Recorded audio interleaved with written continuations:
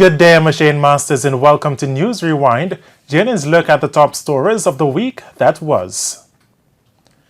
A Westmoreland community was struck with shock and disbelief last week as a 9-year-old girl of White House in the parish was raped and killed and a 13-year-old boy in police custody. She has been identified as Khadijah Saunders, a student of a New Works primary school in the parish. Khadijah was reported missing when she failed to return home from school. A search was carried out and her body was found in a remote area called Bog around 10:30 Tuesday night. She was found with pieces of her clothing off her body and she appeared to have been strangled. Following further investigations, the 13-year-old boy was taken into custody in connection with the incident. In the meantime, the Office of the Children's Advocate has intervened in the case. Children's Advocate Diane Gordon Harrison notes that while the police investigation is in its early stages, her office is already playing its part. We have been in touch with the relevant police division, and we are in fact having preliminary discussions and have given some preliminary advice at this stage. So it's a matter that is on the dashboard for the Office of the Children's Advocate. We are actively looking at it from all perspectives at this time. The bloodletting in Maxfield Avenue continued last week as one man was shot and killed by gunmen. As we hear in this report, the incident took place on Raphael Avenue in the South St. Andrew constituency. Once again, yellow tape, police presence, scene of crime, scared and concerned residents. This is becoming a frequent occurrence in the Maxfield Avenue area in St. Andrew as yet another individual has been murdered. On Sunday night, 46-year-old Kirk Rainford, a laborer, was shot dead in his house. Reports are that in the wee hours of Monday morning, Mr. Rainford was at home when gunmen kicked in the door and shot him several times. He died on the spot. Mr. Rainford was described as a hard worker and the sole provider for his family. He do body work, spray car and sort of thing, furniture work, spray furniture. And right now you see him dead in his house, I be a paint upon him. Because she was as a paint, him go paint from yesterday and last night. And him having 4 or 5 kids, them him dead left and thing. Who are him and breadwinner for all of them kids them. Nobody else. Efforts calling for community meetings, peace marches, and other ways of curbing crime in the community have proven futile. Words fall upon deaf ears, individuals shy away from meetings, and people hold on to the old adage, see and blind, hear and deaf. And Mark Golding Jack Peace has called meet and said they want to meet in the area. The only ladies alone a turn, show up themselves. No one from Solashri, no one man from Solashri, no man from people from Zimbabwe, no one from Swepnaro. What kind of peace they want? Them people them say peace is the pieces, cause heat them have meeting and the next 2 days them come them shoot at the woman and the young baby, grandbaby, and now them come kill a man in them house. Just 2 weeks ago, 3 persons were shot and injured in the area. Among them, a 6-month-old baby. The bloodletting in the area has been linked to gang factions among persons from Sunlight Street, Zimbabwe and Ramsey Road. A case of fraud has been uncovered at the Manchester Municipal Corporation, which has propelled further investigations by the Major Organised Crime and Anti-Corruption Agency MOCA and the Manchester Police. This, the most recent case at the corporation, has seen the Deputy Mayor Irvin Facey tendering his resignation. Details in this report. Mayor of Mandeville, Donovan Mitchell, announced the resignation in a release on Tuesday over breaches in the approval procedures at the Manchester Municipal Corporation. This follows payment for work in the parish for which a cheque was disbursed without the approval of the mandatory signatories. The police were called in by the Chief Executive Officer of the corporation to investigate the matter. 2 other officers of the municipal corporation also tendered their resignations with regards to the same issue. The matter of the post of deputy mayor will be brought up next week, Thursday, at a meeting of the municipal corporation where a replacement is expected to be selected. Facey, who is also councillor for the Spurtree division, will however remain in that post. The mayor expressed reassurance that the corporation is committed to maintaining its transparency and integrity. President of the Jamaica Civil Service Association O'Neill Grant is calling for the resignation of Director of Communications in the Office of the Prime Minister OPM, Robert Morgan, if he intends to enter representational politics. Cordian Barrett picks up that story. Robert Morgan says that he will be applying to become the Jamaica Labour Party's candidate for the constituency of Clarendon North Central when Colonel Charles retires. But President of the Jamaica Civil Service Association, O'Neill Grant, says Mr. Morgan must step down from his post at Jamaica House. The rules of the public sector dictate that if one is going to go on a political platform, then one has to resign your public office and pursue those alternatives that you are seeking. So we are awaiting an announcement to be made by Mr. Morgan that he will be stepping away from his role at the office of the Prime Minister to allow for someone else to come in and he can pursue his political ambitions. Mr. Grant explained that the rules still apply even if a worker is engaged on a contract. He's communicating on behalf of the ministry, which is the office of the Prime Minister. He's not engaged to Mr. Holness in a private capacity. He's communicating on behalf of the office of the Prime Minister. And we expect that if he is doing that sort of communication that is supposed to be an unbiased, representing the policies of government, and he chooses to go into representational politics, then he has to step away from his role, because he cannot be a public officer engaging on contract or otherwise and continue to be an activist for any political party. Mr. Morgan's announcement has evoked an angry response from Mr. Charles. The current MP warned him not to disrupt the constituency and that he was wasting his time. Senator Colonel Charles Jr. has also shown an interest in succeeding his father in the constituency. The Minister of Health, Dr. Christopher Tufton, says the crisis at the Cornwall Regional Hospital has stabilized. He gave the prognosis on Tuesday during his contribution to the sectoral debate. Dr. Tufton says to address misguided sentiments that the government does not care about the health of the workers at Cornwall Regional, an independent body has been established to track the workers' health. He says Dr. Kenneth James of the University of the West Indies will lead the team. To conduct an epidemiological examination, study, which includes a tracking component over time of all the workers at Cornwall Regional Hospital who are so interested to participate, to determine their health profile and to determine independently the extent to which the environmental Cornwall has had an impact on them. Mr. Speaker, we have nothing to hide, and I want to send the signal very clear that we have not acted in a manner that is injurious to the staff. There are 1,300 or so workers at Cornwall, and that study, Mr. Speaker, initial cost is approximately $50 million. So we are prepared to spend the money to satisfy those involved that this is never an intention to hide anything. We care about the health and safety of the workers as we do about the citizens of St. James and its environs. Turning to the issue of sugary drinks in schools, the health minister announced that effective January 2019, restrictions will be imposed. The government will implement a policy to restrict certain types of sugary drinks in schools. By sugary drinks, we mean beverages that contain sugar or syrup that is added by the manufacturer.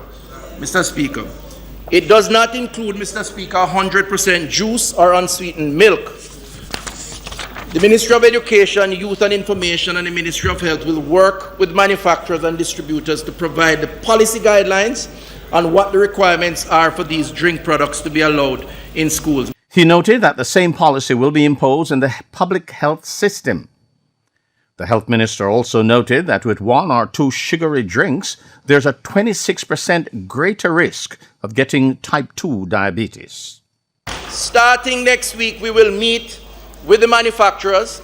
We will explain what these guidelines mean in terms of what is a per serving allowed amount in terms of those drinks that are available.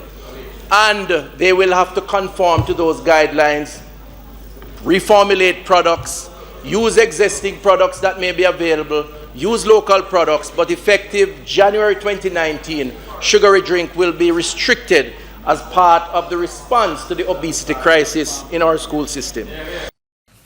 The opposition is not buying the explanation given by government in relation to the $9 million traveling cost involving Delano Sivright, one of a consultant in the tourism ministry. The question was put to opposition leader Dr. Peter Phillips when News Rewind caught up with him during his tour of Augustown recently. This talk about value for money needs to be viewed in the specific context that we spend, for example, millions of dollars of US dollars in advertising in the United States. We have the Jamaica Tourist Board that is responsible for the promotion of tourism. They have offices throughout North America, in Europe, as well as in Jamaica. And they have a huge staff which does traveling for promotion. We have to recognize also that we have the Ministry of Tourism that is doing stuff. So for one person who is a politically appointed advisor to claim that their travel bill is responsible for the arrival of tourists to Jamaica is not true. It's in fact ludicrous. He was also asked to respond to the news that the government will be outlining its crime plan next week when Minister of National Security Dr. Horace Chang makes his presentation in the sectoral debate. I hope, for the sake of the country, that the government is in a position to share their views as to the way forward to get control of the crisis as far as violent crime is concerned. Because up to now, as we have said, a state of emergency is not a plan. It needs a much more comprehensive plan about how you're going to modernize the police force. It needs activity in relation to intelligence gathering entities and the legislative framework to govern that. It needs specific measures in terms of getting cars and mobility for the force. It needs a better pay package for the police men and women too. And all these elements have to fit together into some plan that the country will be prepared to support, and which, if we are satisfied, we would support. Some of the workers employed to China Harbor Engineering Company Czech returned to work on Thursday. For more on this story, we join Kimberly Wright.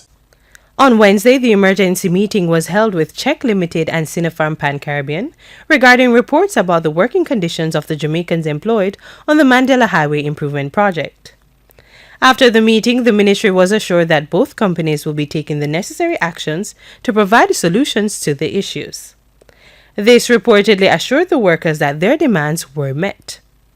The Labour Ministry has also shared information about the findings of its investigations into complaints by workers at the Mandela Highway project site. The findings provided by State Minister in the Ministry Xavier Main confirms some of the complaints. Mr. Main revealed that the findings include issues relating to the health and safety of the workers as well as their welfare. There were matters surrounding the issuance of protective gears, the welfare concerns in terms of, lunch arrangements, whether there was the availability of water, should in case somebody needs to have a drink of water. The issue of the availability of first aid was highlighted in the report. And these are the things that were discussed, and the company has indicated that some of them have been addressed, some of them they are in the process of addressing. And the State Minister disclosed some of the commitments made by the contractors during Wednesday's meeting. The issue of the lunch convenience, like the place there, an adequate and sufficient place where the workers can enjoy lunch, that came up, and that they have indicated that they have substantially completed. What was said is that a proper place for lunch is on way. A convenient place where the workers can enjoy lunch will be established. For us, it is sufficient on that. There will be an issue thereafter should we go there, and in the ministry's estimation, whatever is there is not sufficient. He outlined the expected timeline for assessment and the next steps for the ministry. They have indicated that they will be having a meeting within 48 hours with the workers with a view to discuss, ventilate, and resolve the issues, and the operation should be resolved. There's a 48-hour commitment given by them to meet with the workers. They did say that they have resolved some of the issues. They're in the process of resolving some of the issues. We believe that within a matter of a week or so, we should be back out there to assess the kind of improvements that they would have been made in the conditions. The workers have been protesting since last week, causing a major disruption to the highway improvement project. We take a break. News Rewind will be right back with the top business stories. The NSW. Jamaica. President Donald Trump.